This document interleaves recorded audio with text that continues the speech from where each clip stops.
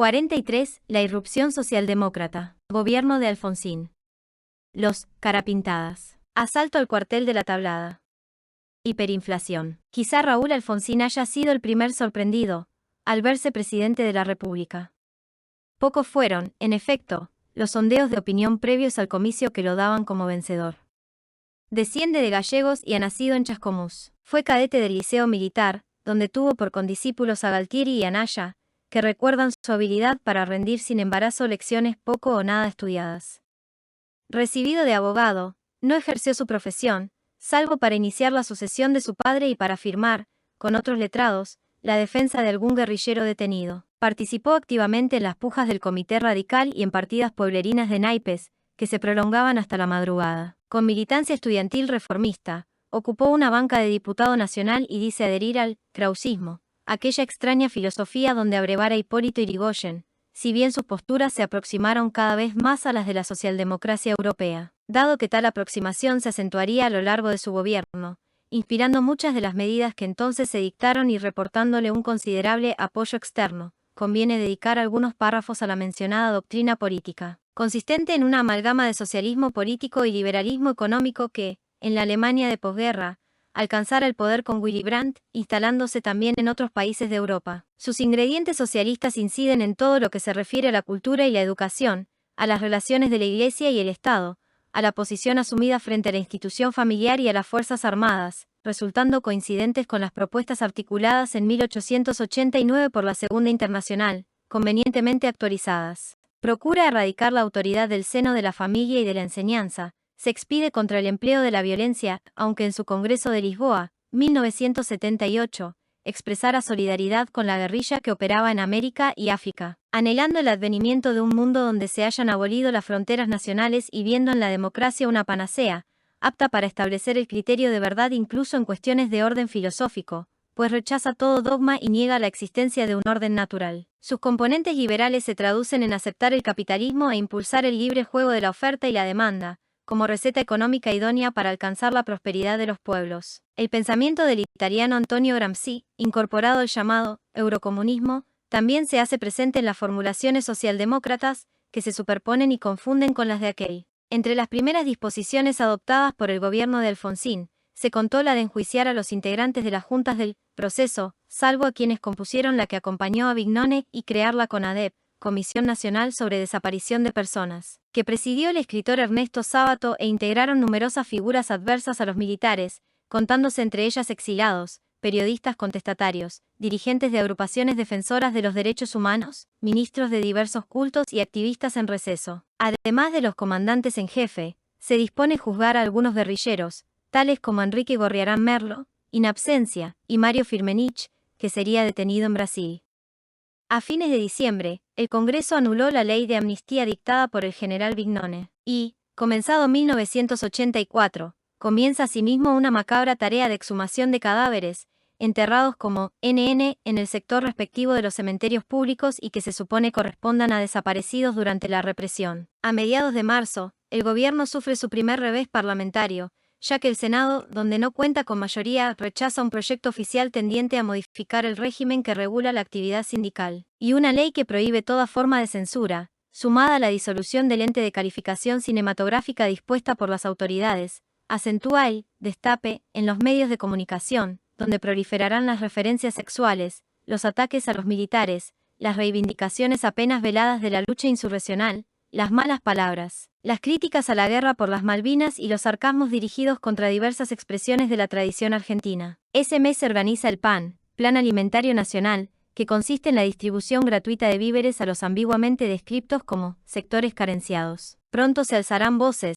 denunciando discriminaciones políticas en los repartos e insinuando la existencia de un negociado descomunal, vinculado con la adquisición de las provisiones a distribuir. En mayo, conforme a la tónica vigente en materia de espectáculos, el actor italiano Darío Fo estrena en el Teatro Municipal General San Martín una pieza blasfema, que suscita la reacción de grupos católicos y genera una gresca frente a la sala. Corre octubre, cuando es conocida la propuesta papal respecto al diferendo con Chile por el Beagle, que mejora ligeramente el laudo británico pero mantiene sus puntos sustanciales. Y el gobierno resuelve someter su aceptación a los resultados de un plebiscito, que se lleva a cabo el 25 de noviembre. interesado en cerrar el caso, presiona por la aprobación de la propuesta mediante una intensa propaganda que, en rigor, no refleja la realidad, al insistir en que se trata de optar entre la paz y la guerra. Por televisión se difunde un debate, donde el canciller Dante Caputo brega por el sí, mientras el senador justicialista Vicente L. Saadí lo hace por el no.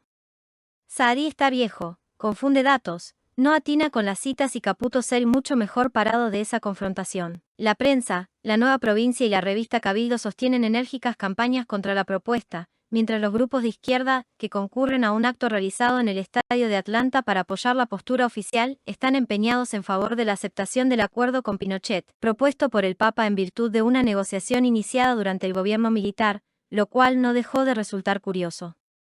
En el plebiscito, se impone el sí, con más del 70% de los votos, 10.450.000 contra 2.221.000. La aprobación por el Senado, en cambio, se logra por estrecho margen, 23 votos contra 22 y una abstención, que es la del senador radical León. El Consejo Supremo de las Fuerzas Armadas, al cual le compete juzgar a los acusados por eventuales excesos en la lucha contra la subversión, demora largamente los trámites. Cuando expresa que considera legítimas las órdenes impartidas con relación a aquella lucha, el gobierno le sustrae las causas respectivas que, en virtud de la legislación aprobada con posterioridad a los hechos, pasan a la Cámara Federal. Mientras tanto, la CONADEP se ha expedido con un voluminoso informe que titula Nunca más y, en base a pruebas que no podrían haber dado sustento a una decisión judicial, fija en casi 9.000 el número de desaparecidos y formula cargos contra gran cantidad de militares que participaron en las acciones libradas contra el terrorismo guerrillero. La CGT dispone paros sucesivos en procura de mejoras salariales y el peronismo está agitado por un enconado debate interno. En él pujan dos líneas, los ortodoxos,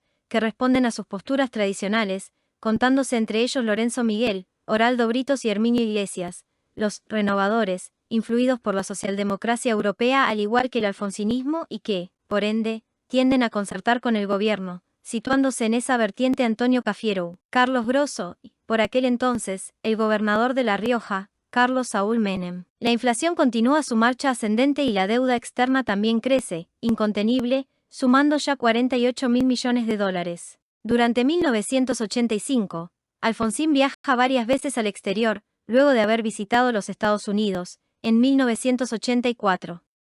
Al comenzar el año, la Federación Juvenil Comunista envía un nutrido contingente a Nicaragua, para colaborar con el régimen marxista que allí existe. El grupo es conocido como Brigada del Café, ya que participará en su cosecha, aunque se extiende la presunción de que sus integrantes recibirán instrucción militar en el país centroamericano. Luego viajarían al mismo las brigadas José de San Martín y Simón Bolívar. La economía está cada vez más desquiciada. El secretario general de la CGT, Saúl Ubaldini, no ahorra ataques al gobierno. Y, debido a que su oratoria asume cierto tono plañidero, Alfonsín lo califica de llorón y mantequita. A mediados de junio, un nuevo ministro, Juan Vital Sourui, lanza el Plan Austral, apuntado a detener la inflación.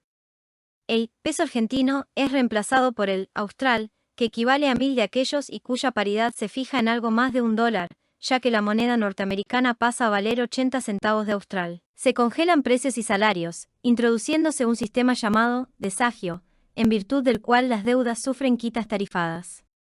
La inflación se reduce notablemente, pero no en la medida prevista por los autores del plan. En septiembre, el Congreso aprueba una reforma al Código Civil, que modifica sustancialmente el régimen legal de la familia, se equiparan totalmente los hijos extramatrimoniales a los legítimos y se restringe el ejercicio de la patria potestad por parte del padre, que pasa a ser compartida con la madre, debiendo resolver los tribunales en caso de desacuerdo. Se prepara igualmente la introducción del divorcio en la legislación argentina. Durante octubre, tiene lugar una serie de atentados con explosivos en los colegios, cuyo origen jamás se aclaró, pero que dieron pie al gobierno para denunciar un complot, encarcelar a varios ciudadanos y establecer el estado de sitio. Más tarde, los presos serían liberados por no haberse comprobado nada contra ellos. En noviembre se realizan elecciones para renovar las cámaras y, a raíz de la impresión favorable producida por el Plan Austral, los radicales obtienen el 43% de los sufragios contra el 34% de los peronistas, que han acudido divididos al comicio. La Asamblea General de las Naciones Unidas resuelve, por 107 votos a favor y 4 en contra, con 41 abstenciones, que Inglaterra debe iniciar negociaciones con la Argentina, respecto a las Islas Malvinas. Gran Bretaña no lo hace, ni expresa intenciones de hacerlo. El 9 de diciembre, la Cámara Federal, bajo la presidencia de Leonard Lanian y habiendo actuado como fiscales Julio C. Estracera y Luis María Moreno Ocampo, dicta sentencia respecto a la actuación de los comandantes en jefe durante la guerra antisubversiva. Condena a cadena perpetua al general Videla y al almirante Macera, a 17 años de prisión al general Viola, a 8 años al almirante Lambruschini, a 4 años y 6 meses al brigadier Igasti. El general Galtieri, el almirante Anaya y el brigadier Lamidoso fueron absueltos en estas causas. Los imputados oyeron la lectura del fallo en pie, luciendo los uniformes correspondientes a sus respectivas fuerzas. Videla se había negado a formular defensa alguna, entendiendo que los miembros del tribunal tenían resueltas las condenas de antemano, tratándose de un juicio político dispuesto por una administración que cuenta entre sus integrantes a numerosos exguerrilleros. Distinguidos penalistas rebatirían, con argumentos jurídicos consistentes, la decisión del tribunal. 1986 se abre con un paro general que paraliza al país, dispuesto por la CGT. Y la inflación rebrota, aunque los salarios continúan congelados. La deuda externa ha alcanzado los 50.329 millones de dólares. En marzo, viene al país el presidente peruano Alan García que, pese a ser recibido por el gobierno con beneplácito, pues también adhiere a las propuestas socialdemócratas, llega a crearle situaciones comprometidas con su locuacidad desbordante. Alfonsín se propone reformar la Constitución, para abrir cauce a su reelección y sustituir el régimen presidencialista, aquí vigente, por otro parlamentario que, mediante la actuación de un primer ministro, guarde semejanza con los sistemas de ese tipo que rigen en Europa. Pronto hará pública su intención de llevar la capital de la República a Viedma, en Río Negro, llegando a aprobarse más tarde la ley correspondiente. En marzo se pone en marcha el Congreso Pedagógico. Tiene por guía el realizado en 1881, de corte fuertemente laicista y que fuera origen de la Ley de Enseñanza Común 1420, dictada luego. Mediante su reunión, el gobierno intenta llevar a la educación las ideas que lo informan, encaminadas a alterar concepciones profundamente arraigadas en el país, al acentuar y actualizar la orientación del primero en base a una instrucción que, entre otras cosas, incluye la llamada educación sexual, desde la escuela primaria. No cuenta, sin embargo, con la capacidad de los católicos para organizarse y desplegar una notable actividad en las asambleas primarias, que darán base a las reformas. Como en 1881, los católicos y las autoridades confrontan, pero, ahora, serán aquellos los que se impongan, instalando una apreciable mayoría en la Asamblea Nacional con que culminaron los debates y que no aprueba las mociones impulsadas desde el gobierno. La acción del mismo se hace notar, sin embargo, en otros planos. Ya se han dictado leyes que influyen en la organización familiar. Está abierto el debate por la instauración del divorcio. Y, aún con reserva, se habla de la posibilidad de legalizar el aborto. Simultáneamente, varios directores de cinematógrafo, algunos de los cuales estuvieran exilados durante el gobierno militar, ruedan películas con apoyo oficial. Películas estas que constituyen alegatos contra la represión y que exhiben escenas crudamente eróticas, siendo varias de ellas premiadas en el exterior, pues coinciden con los vientos que corren en materia ideológica. En mayo de 1986, el Consejo Supremo de las Fuerzas Armadas condena por su actuación en la Guerra de las Malvinas al general Galtieri, al almirante Anaya y al brigadier Lamidoso, imponiéndoles 12, 14 y 8 años de prisión, respectivamente. Los jueces militares acompañan así la corriente, desmalvinizadora, que pusiera en marcha el general Vignone y se intensificara con el ascenso de Alfonsín. El fallo pasa, apelado, a la Cámara Federal. Durante el mes de junio, la Argentina vive pendiente de la actuación del seleccionado nacional de fútbol, que disputa el Campeonato Mundial en México.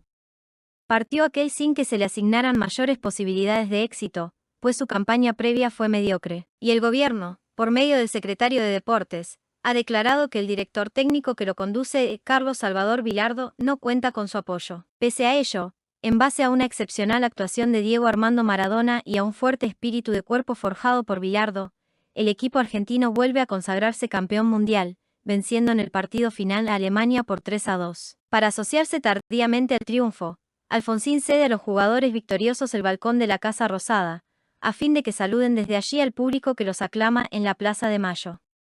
Días después, encabezados por su DT, los campeones se dirigen a Luján en peregrinación de agradecimiento. La pugna en torno al divorcio vincular cobra temperatura. Por un lado, los medios de difusión multiplican sus referencias a situaciones límite, tendientes a despertar en la población adhesiones respecto a que cónyuges desgraciados puedan reconstruir sus vidas, difunden estadísticas, sin mención de fuentes, que señalan la necesidad de arbitrar soluciones para millones de parejas impedidas de unirse legalmente, y tildan de retrógrada la legislación que rige tal materia. En sentido contrario, se argumenta que la aprobación del divorcio, lejos de disminuir el número de hogares destruidos, contribuirá a aumentarlo, facilitando la deserción de los deberes conyugales y dejando a los hijos sin amparo. A la vez, se afirma que las estadísticas, esgrimidas para justificar nuevas nupcias, están intencionalmente distorsionadas. El 5 de julio se realiza una concentración adversa al divorcio en la Plaza de Mayo, para presidir la cual es trasladada la imagen de la Virgen de Luján desde su santuario. Poco después, la Cámara de Diputados aprobará el proyecto divorcista por 177 votos a favor, 35 en contra y 42 abstenciones. El debate dio lugar a numerosos discursos, pudiéndose citar el del diputado radical Furque, apasionadamente divorcista, y el del justicialista Ferré, que pronunció un fundado alegato contra el proyecto. Contradictoriamente, algunos legisladores que se definen a sí mismos como católicos votan por el divorcio, por ejemplo, Antonio Cafiero entre los peronistas y Fernando de la Rúa entre los radicales. La ley, con media sanción, queda detenida en el Senado. Ante esta situación, el gobierno, que está empeñado en su determinación de establecer el divorcio vincular, recibe un apoyo que despierta suspicacias, ya que la Corte Suprema de Justicia resuelve, en una sentencia insólita, declarar inconstitucional la ley de matrimonio civil, vigente a lo largo de casi un siglo, en cuanto establece la indisolubilidad del vínculo, pues, según afirma la mayoría del tribunal, ello coarta la libertad individual, amparada por la Constitución. Queda así instaurado el que se conoció como divorcio judicial, cuya declaración se impondrá a los jueces aunque no se haya dictado la ley respectiva. De modo que el Senado opta por tratar el proyecto aprobado en diputados y el divorcio se incorpora a la legislación argentina. El paso del tiempo les dará la razón a quienes impugnaban las estadísticas invocadas por los divorcistas, dado que, en la práctica, el número de demandas iniciadas al amparo de la nueva ley fue notablemente inferior a la cantidad de parejas que, conforme a lo que se decía, aguardaban su promulgación para legalizar la situación en que vivirían de hecho. Meses antes, en junio, había muerto Jorge Luis Borges, mientras residía en Ginebra. Alfonsín visita a Fidel Castro en Cuba, durante el mes de octubre, como etapa de un largo viaje que realiza. Poco después, Margaret Thatcher, lejos de acatar las resoluciones de las Naciones Unidas que la instan a negociar con la Argentina, establece unilateralmente una zona de exclusión en torno a las Malvinas, que llega a 200 millas y donde solo el gobierno colonial podrá otorgar licencias de pesca. Un periódico de izquierda señala que son muchos los jóvenes que están abandonando el país, por no avisorar aquí un futuro atractivo. Con motivo de las causas judiciales en trámite, referidas a actuaciones eventualmente irregulares durante la guerra antisubversiva, comienzan a ser citados oficiales de las tres fuerzas para comparecer ante la justicia. Como esta situación irrita a los cuadros, a fin de disminuir la tensión ha sido aprobada una ley llamada de punto final. En ella se fija un plazo, a cuyo vencimiento no se podrá citar a nadie que no haya sido ya citado.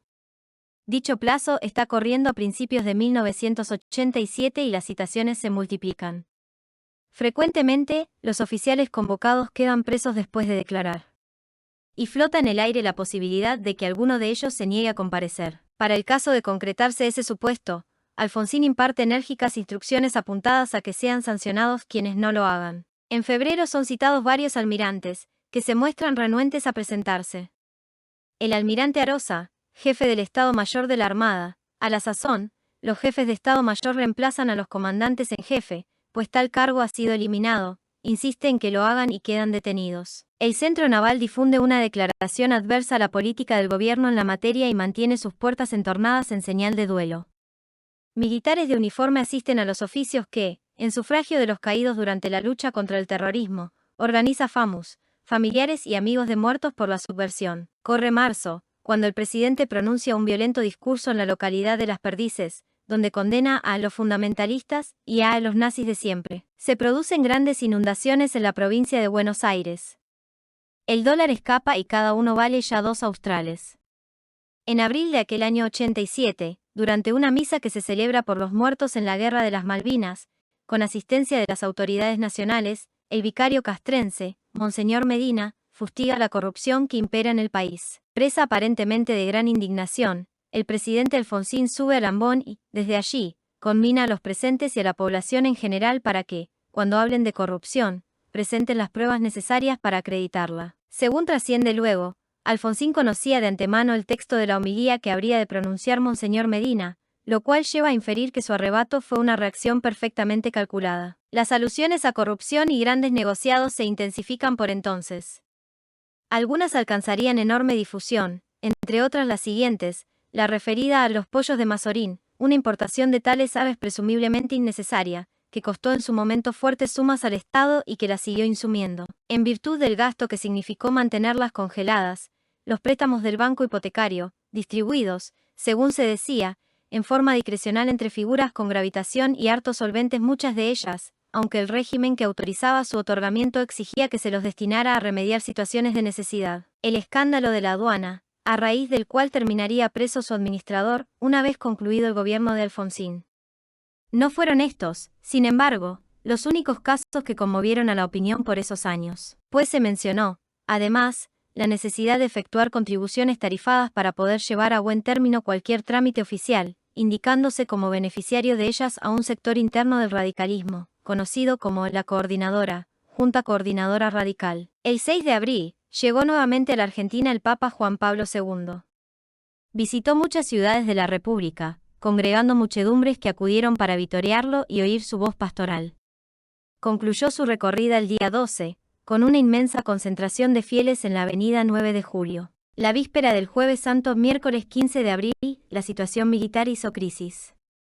El mayor Ernesto Barreiro se negó a comparecer ante la Justicia Federal en Córdoba y se encerró en el cuartel del Regimiento 14 de Tropas Aerotransportadas, sito en esa ciudad y al mando del teniente coronel Luis Polo, recibiendo el apoyo del jefe y oficiales de la unidad. Corrió la noticia y se produjo una gran conmoción.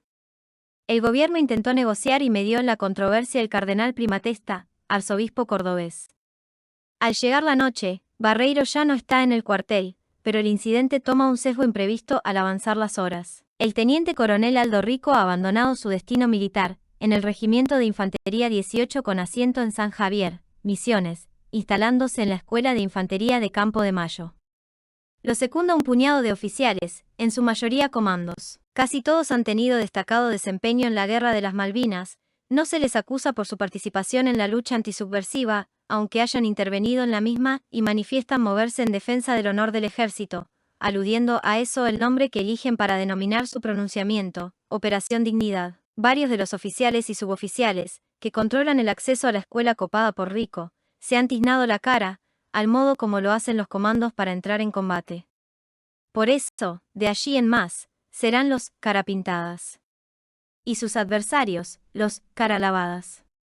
Aunque Rico comanda a los carapintadas, aparece con la cara lavada. El estallido de Semana Santa difiere de las clásicas revoluciones argentinas, pues sus protagonistas manifiestan de entrada que aquello no es un golpe de Estado, que no se proponen apoderarse del gobierno y que solo exigen respeto para las Fuerzas Armadas, que cesen las citaciones judiciales dirigidas a quienes se han batido contra la subversión y que se ponga fin a la persistente campaña de desprestigio contra los militares que se lleva a cabo desde los medios de difusión, alentada por la administración alfonsinista. Exigen también que se remueva la cúpula del ejército, a cuyo frente está el general Héctor Ríos Seniú, radical y vinculado con la NUCE. El presidente no ignora que le será sumamente difícil someter por la fuerza a los sublevados, pues las reclamaciones que formulan son compartidas por la totalidad de sus camaradas, aun por quienes no concuerdan con el procedimiento elegido para plantearlas. De manera que reprimir a los carapintadas aparece como harto problemático. Pronto, en efecto, regístranse pronunciamientos favorables a ellos en distintas guarniciones, como el Regimiento de Infantería Mecanizada 35, con asiento en la estancia patagónica Rospentec y que manda el teniente coronel Santiago Alonso. Alfonsín organiza una respuesta política al alzamiento. Convoca para defender la democracia y responden a su llamada todos los partidos. Impulsada por las consignas que se difunden por radio y televisión, una multitud se reúne en la Plaza de Mayo, haciendo flamear numerosas banderas rojas. Es domingo de Pascua y el presidente se apresta para arengar a la gente y dirigirla contra Campo de Mayo.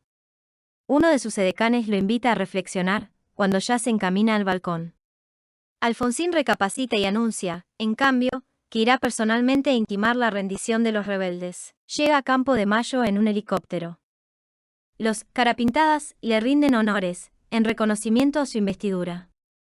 Se registran momentos emotivos, particularmente cuando el presidente advierte entre aquellos oficiales a un excombatiente inválido, que está en su silla de ruedas con un fusil sobre las rodillas. Aunque esto será desmentido luego por el gobierno, allí se concluye un acuerdo sobre la base de una negociación, prácticamente cerrada previamente con el ministro de Defensa, Dr. Jaunarena, después de oficiar como intermediario entre las partes el coronel Villamelo. Alfonsín regresa a la capital federal, vuelve a hablar al gentío que lo aguarda en la plaza, informa que los rebeldes, a quienes califica como héroes de Malvinas, han depuesto su actitud y expresa en resumen: la casa está en orden, felices Pascuas. Mientras tanto, en la escuela de infantería, Rico y los suyos se abrazan eufóricos, pues consideran haber logrado su objetivo. Algunos remesones sobrevienen enseguida. El día martes, la inquietud alcanza varias unidades, particularmente el Regimiento 17 de Infantería, asentado en Tucumán a las órdenes del teniente coronel Ángel León. El general Ríos Eñú es reemplazado, como jefe de Estado Mayor del Ejército, por el general José II Dante Caridi. Echa a andar el trámite para sancionar la Ley de Obediencia Debida, que beneficiará a los militares que hayan actuado en la guerra antisubversiva cumpliendo órdenes superiores. Y se juzga a Rico y a otros sublevados bajo la figura de motín, no muy rigurosa. El aire cambió en el país a partir de Semana Santa, pues el gobierno se ha mostrado vulnerable. Nadie cree, en efecto, que no haya negociado con los rebeldes de la escuela de infantería.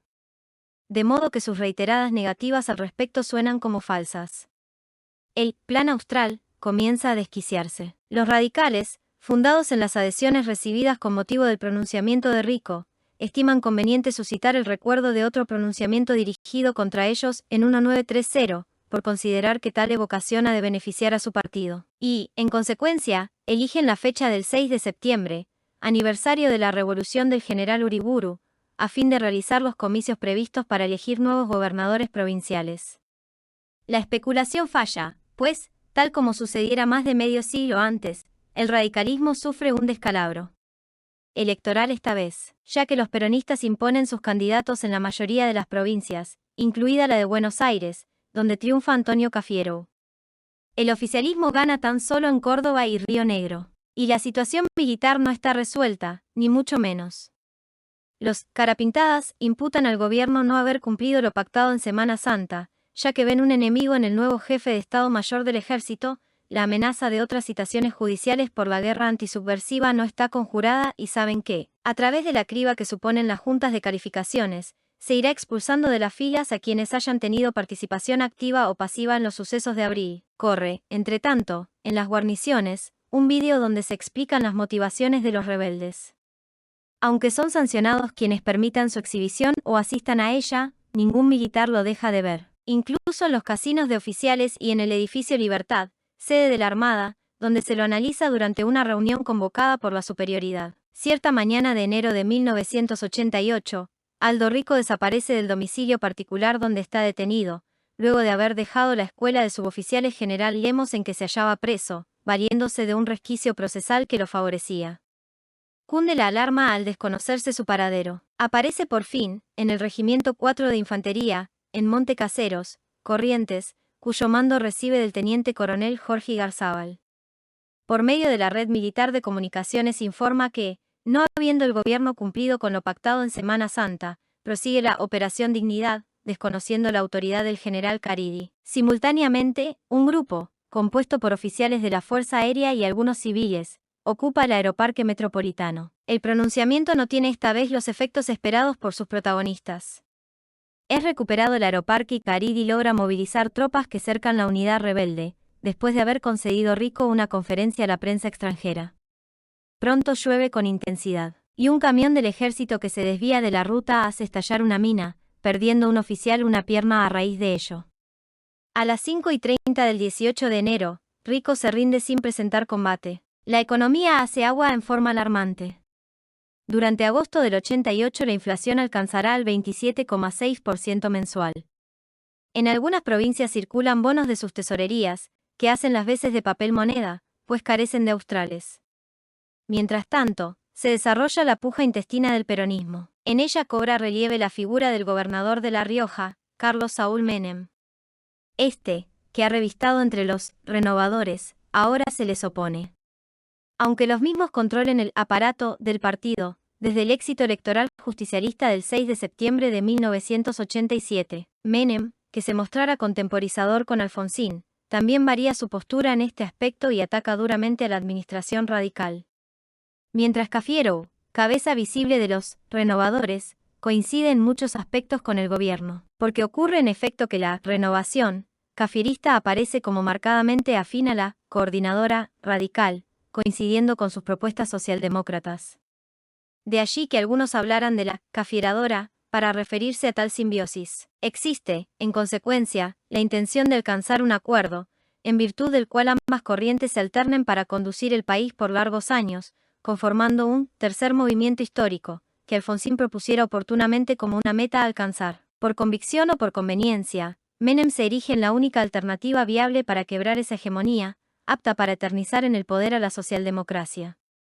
En junio, durante una concentración que tiene lugar en el estadio de River Plate, Menem anuncia que pulverizará el aparato de Cafiero. En cuanto a la interna radical, consiste en un desigual enfrentamiento entre el gobernador de Córdoba, Eduardo Angelós, y el senador chaqueño Luis León, llevando a todas las de perder. Angelós ha gobernado discretamente su provincia, negociando la aprobación de una reforma a la Constitución cordobesa, que le permitirá ser reelegido, cosa que ya hiciera Menem en La Rioja. Ex reformista universitario, ideológicamente no difiere mucho de sus correligionarios, pero se expresa con mayor énfasis que ellos a favor del liberalismo económico. Y, en declaraciones públicas, afirma implícitamente que se llegó a la guerra de las Malvinas por decisión de un general borracho. Galtieri le iniciará una querella por tal motivo. En julio, Angelós se impone a León con el 63% de los votos emitidos. Pronto, ante la sorpresa general y contrariando todo pronóstico, Menem cumplirá su promesa y pulverizará efectivamente a Cafiero en la interna peronista. Dado el naufragio del Plan Austral, el ministro Sobrui anuncia otro, que denomina Plan Primavera y que seguirá la suerte de su antecesor pasado poco tiempo, ya que tendrá efectos efímeros. En tanto, Alfonsín ha inaugurado el gasoducto Loma de la Lata Bahía Blanca, una de las pocas obras públicas de importancia concluidas durante su gestión. Gestión esta que le depara una descomunal silbatina cuando, el 14 de agosto, concurre a Palermo para inaugurar la exposición rural. Allí se aplaude a los granaderos de la escolta y se chifla ruidosamente al presidente, impidiéndole hablar a su ministro de Agricultura. Alfonsín califica el hecho como actitud fascista, y el canciller Caputo declara que quienes silbaron son una chusma inculta, grosera y casi analfabeta. En septiembre, Caputo presidirá la Asamblea General de las Naciones Unidas, tras una costosa campaña destinada a obtener los votos de pequeños países del tercer mundo a tal fin. Transcurre octubre, cuando el radicalismo proclama su fórmula para las elecciones presidenciales, que tendrán lugar el 14 de mayo de 1989, Angelós Juan Manuel Casella.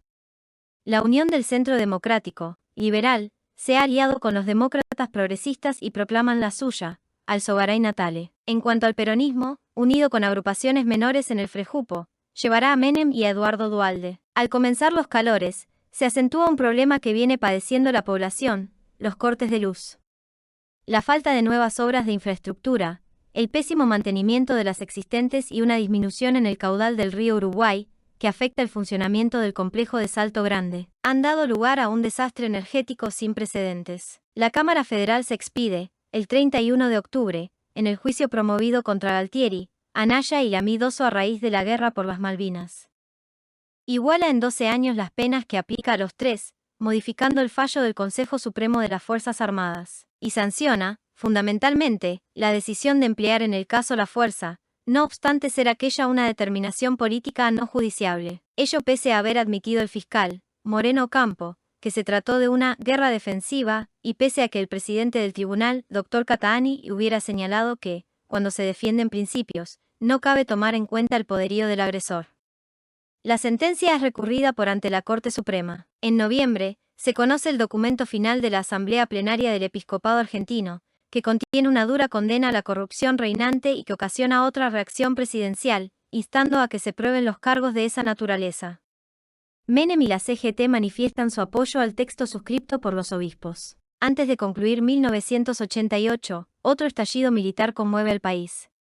Su jefe, esta vez, es el coronel Mohamed Ali Zeineldin. La figura de Zeineldin estuvo ligada desde su principio con el fenómeno cara pintada. por cuanto dicho fenómeno se vincula con la existencia de los cuerpos de comandos, cuyo primer instructor fue Seineldin, quien transmitió a sus hombres una mística peculiar, que incluía un fuerte componente religioso, ideas políticas nacionalistas y una acentuada valoración de las virtudes específicamente militares. El coronel goza de prestigio entre sus camaradas.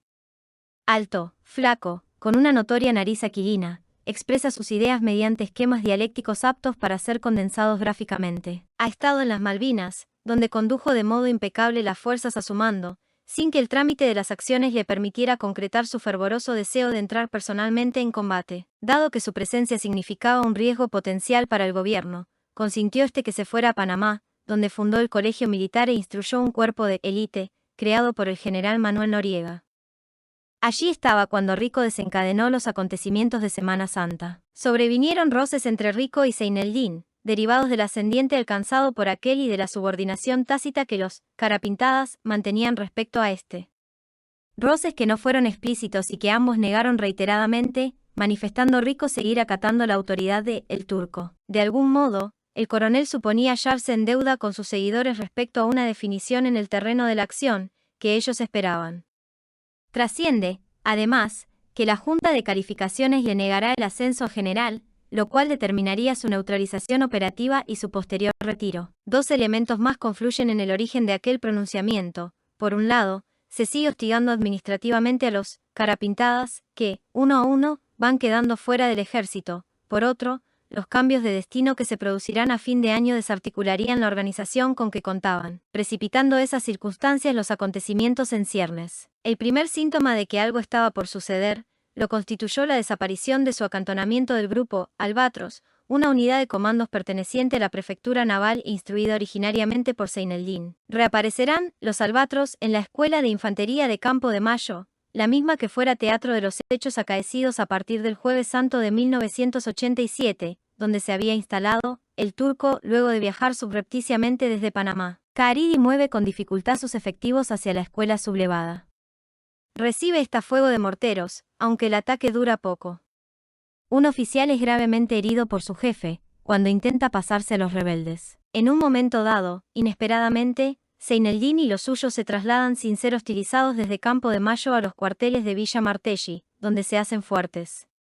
Fuerzas blindadas, al mando del general Isidro Cáceres, convergen sobre Villa Martelli. Cáceres es un hombre respetado por los carapintadas, lo cual torna previsible el desenlace del episodio.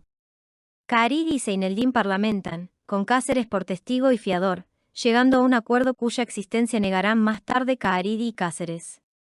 La sublevación había comenzado el viernes 2 de diciembre y concluyó el domingo 4, salvo para el mayor Hugo Abete, que proseguirá en rebeldía durante 5 días más, al frente del Regimiento de Infantería Mecanizada 6, con asiento en Mercedes, provincia de Buenos Aires.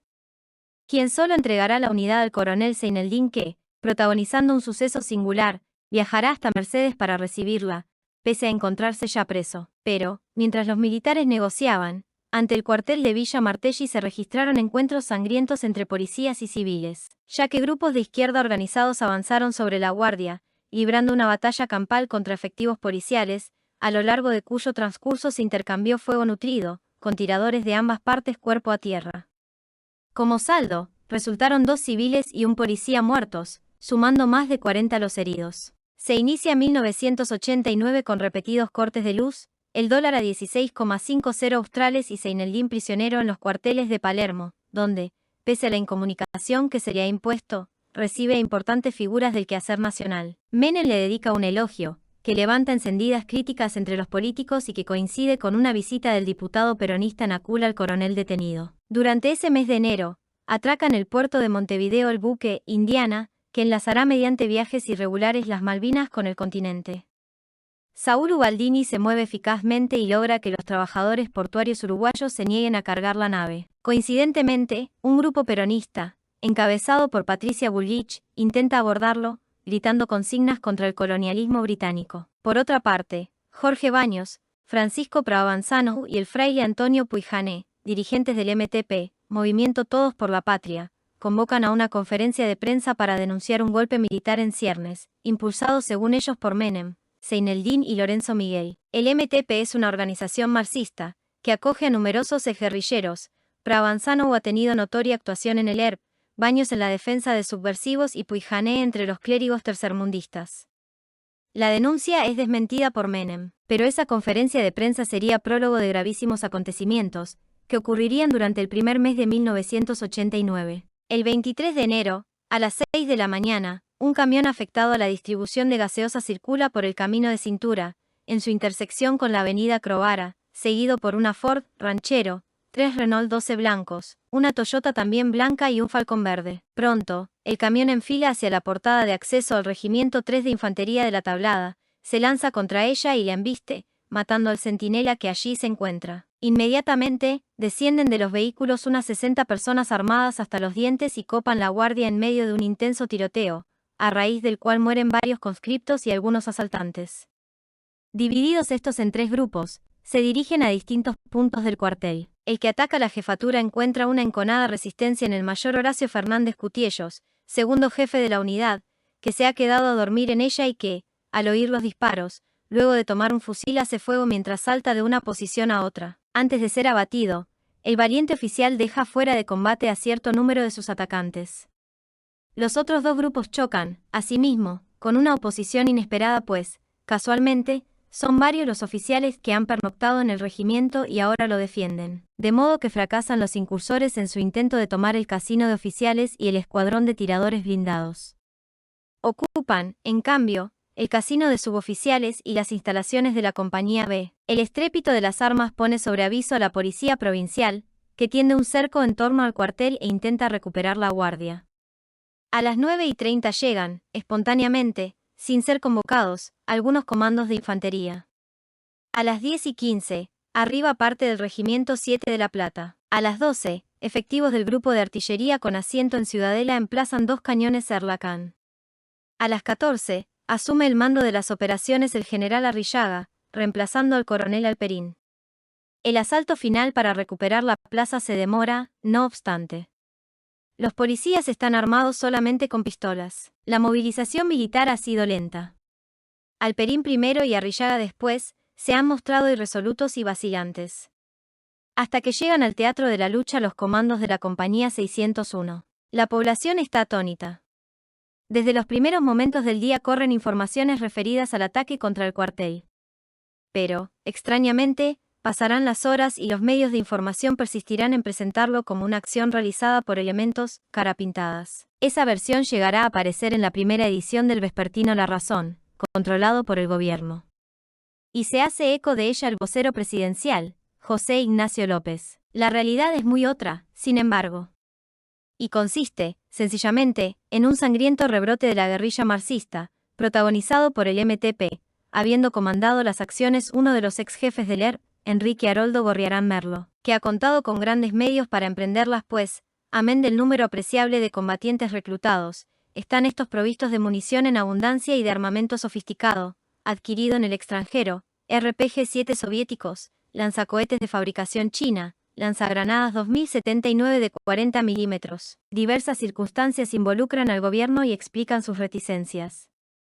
En efecto, medios periodísticos de Porto Alegre, Brasil, revelaron en su momento que el intendente comunal de esa ciudad brasileña había sido anfitrión de una reunión social de la que participaron Enrique Nocilia, Carlos Becerra, Enrique Gorriarán Merlo y Jorge Baños, en diciembre de 1988, transcripto de La guerrilla de papel, por Horacio Bravo Herrera, Editorial Ciel, 1992. Haya existido o no esa reunión, lo cierto es que la gente del MTP tenía efectivamente relación con Nocilia, ministro del Interior a la sazón, y con Becerra, secretario de la Presidencia. Por otra parte, una hermana del ministro, Magdalena Nocilia de Ciarlotti, militante del ERP, había participado en el secuestro del almirante alemán, mientras Becerra aparecía como garante de un préstamo concedido por el banco hipotecario a Jorge Baños. No debía extrañar, por tanto, que el gobierno prefiriera endosar el ataque del cuartel a los carapintadas.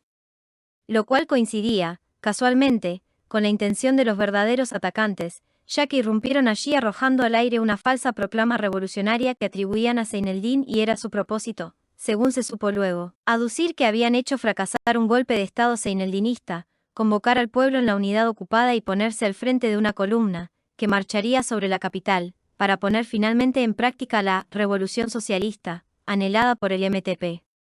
Tales propósitos parecen una fantasía y cuesta creer que pudieran ser alentados seriamente. No cabe olvidar, sin embargo, que algo parecido se habría propuesto la izquierda en Ezeiza, al regresar Perón en 1973. Y que la manera como razonan los ideólogos los lleva a irse despegando de la realidad hasta adherir, con sincera convicción, a las utopías más peregrinas. En cuanto a las afinidades del radicalismo alfonsinista con la guerrilla, conviene agregar dos datos ilustrativos. Por un lado, las notables coincidencias que aparecen en el documento titulado La contradicción fundamental, emitido por la Coordinadora Radical y las pautas programáticas del MTP, publicadas en la revista Entre Todos durante 1987.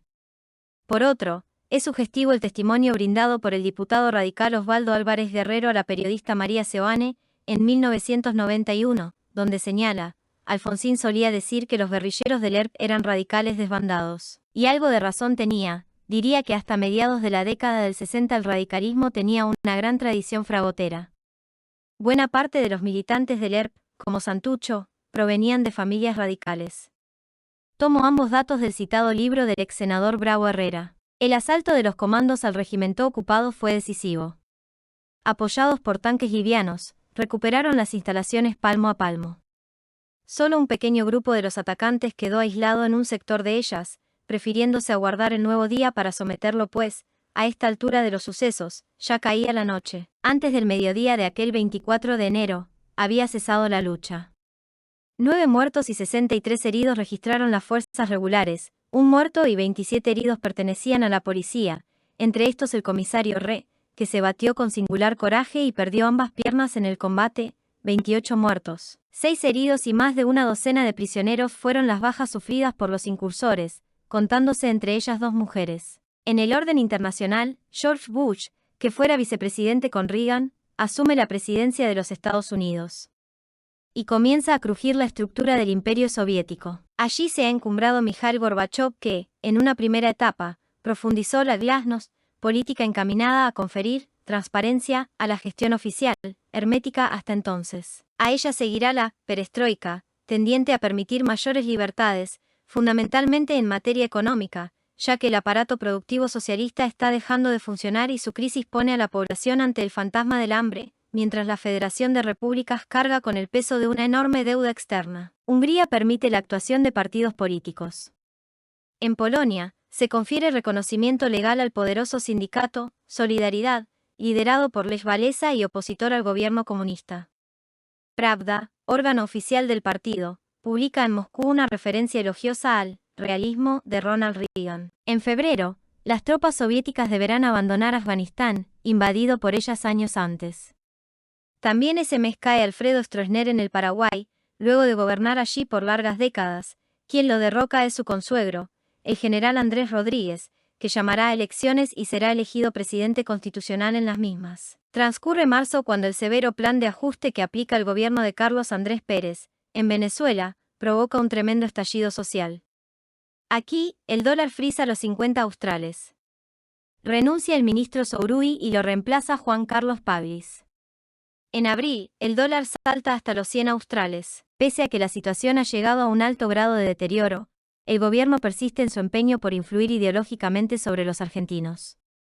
Una singular fundación oficialista, llamada Plural, publica solicitadas y auspicia un programa de TV donde se denigra a los militares y que lleva por título El Galpón de la Memoria. El 14 de mayo se realizan las elecciones presidenciales y legislativas. Menem Duhalde obtienen 7.881.385 votos, 47%, Ángelos Casella, 5.401.788, 32,5%, Alzogaray Natale, 1.092.327, 6,6%. El peronismo pierde solo 4 distritos, si bien sumamente importantes 2 de ellos, Capital Federal, Córdoba, por muy poco, Chubut y Salta. Apenas conocidos los resultados electorales, empieza a tomar cuerpo la exigencia generalizada de que el gobierno radical deje su lugar a quienes lo han de suceder. Menem dice resistirse a ello y tan solo admite que aceptará, si se lo piden todos los sectores. El propio ministro de Economía en funciones reconoce que a nadie le interesa ni cree en este gobierno, que es el suyo. Alfonsín anuncia, no obstante, que se quedará hasta el final de su mandato, el cual recién expirará el 10 de diciembre. Reemplaza en economía a Paglis por Jesús Rodríguez, un hombre de la coordinadora, y aquel lo nombra en interior. La inflación de mayo alcanza el 78,5% y la situación se torna incontrolable. Los aumentos diarios de precios llevan a que el comercio retenga mercaderías, que no sabe cuánto valen. La cotización del dólar marginal trepa entre el momento en que los despavoridos inversores entran en los locales donde aún se lo puede adquirir y el instante en que cierran la operación.